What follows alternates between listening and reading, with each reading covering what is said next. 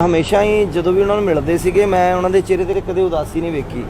ਮੈਂ ਜਦੋਂ ਵੀ ਉਹਨਾਂ ਨੂੰ ਮਿਲਿਆ ਉਹਨਾਂ ਦੀ ਮਹਿਫਿਲ ਹਮੇਸ਼ਾ ਬੜੀ ਜਗਮਗ ਕਰਦੀ ਸੀਗੀ, ਮਤਲਬ ਹੱਸਦੇ ਸੀ, ਹਸਾਉਂਦੇ ਸੀ ਔਰ ਹਰ ਗੱਲ ਉਹਨਾਂ ਨੇ ਜਿਹੜੀ ਕਰਨੀ ਉਹ ਬੜੀ ਮਤਲਬ ਮਜ਼ਾਕ ਦੇ ਲਹਿਜੇ 'ਚ ਕਰਨੀ।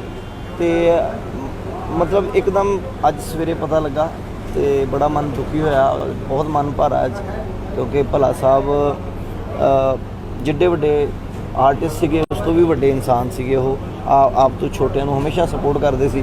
ਅਸੀਂ ਇੱਕ ਫਿਲਮ ਕੀਤੀ ਸੀ ਮਾਈ ਸੈਲਫ ਪੇਂਡੂ, ਤੇ ਮੈਂ ਕਈ ਵਾਰੀ ਪੁੱਛਣਾ ਭੱਲਾ ਸਾਹਿਬ ਬੜੀ ਈਜ਼ੀਲੀ ਕਰ ਜਾਂਦੇ ਹੋ ਤੁਸੀਂ ਆਹ ਚੀਜ਼ਾਂ, ਤੇ ਉਹ ਕਹਿੰਦੇ ਪੁੱਤ ਤਜਰਬਾ ਹੁੰਦਾ ਇਹ। ਤੇ ਉਹਨਾਂ ਨੇ ਦੱਸਣਾ ਕਿ ਬਈ ਇੱਦਾਂ ਨਹੀਂ, ਇੱਦਾਂ ਡਾਇਲੌਗ ਬੋਲ। ਤੇ ਮਤਲਬ ਉਹਨਾਂ ਨੇ ਕਦੇ ਵੀ ਆਪ ਤੋਂ ਛੋਟੇ ਆਰਟਿਸਟ ਨੂੰ ਕਦੀ ਛੋਟਾ ਮਹਿਸੂਸ ਨਹੀਂ ਕਰਾਇਆ ਸੀ। ਉਹ ਆਪ ਛੋਟੇ ਬਣ ਕੇ ਅਗਲੇ ਨੂੰ ਵੱਡਾ ਮਹਿਸੂਸ ਕਰਾਉਂਦੇ ਸੀ ਹਮੇਸ਼ਾ। ਸੋ ਬਹੁਤ ਵਧੀਆ ਸ਼ਖਸੀਅਤ ਸੀਗੇ ਭੱਲਾ ਸਾਹਿਬ। ਆਪਣੇ ਕੰਮ ਨਾਲ ਹਮੇਸ਼ਾ ਸਾਡੇ ਸਾਰਿਆਂ ਦੇ ਦਿਲਾਂ 'ਚ ਵਸਦੇ ਰਹਿਣਗੇ। ਪਰਮਾਤਮਾ ਉਹਨਾਂ ਨੂੰ ਹਮੇਸ਼ਾ ਹੀ ਆਪਣੇ ਚਰਨੀ ਨਿਵਾਸ